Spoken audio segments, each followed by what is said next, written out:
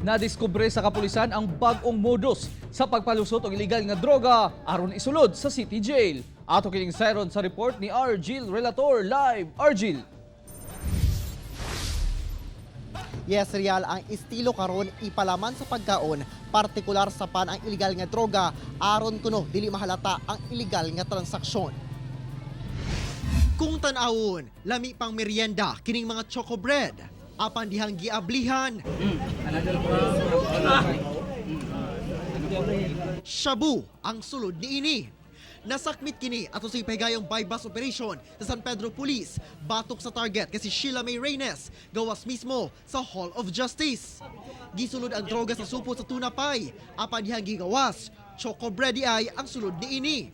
Og dihang gipikas ang pan, nakita ang shabu, gagiputos pa og kondom og masking tape. Na-transact pa paggabi. Then, it so happen na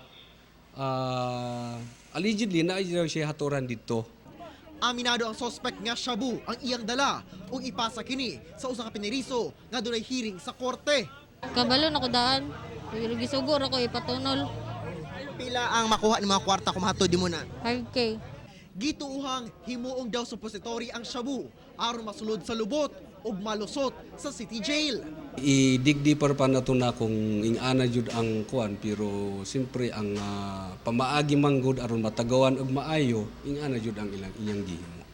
Bit-bit pa sa suspect ang 3 anyos nga anak niini dihang nadakpan.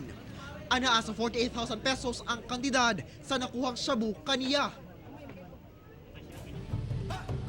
Real dugang sa suspect nga sumala pa doon na siya amo nga mo nagsugo kaniya ug pinaagi lamang sa picture nga una nang ginapakita sa iya maulay kato pamaagi nga mailhan niya ang pineriso nga iyang tagakan sa illegal nga droga. Real. Okay, daghang salamat Argil Relator.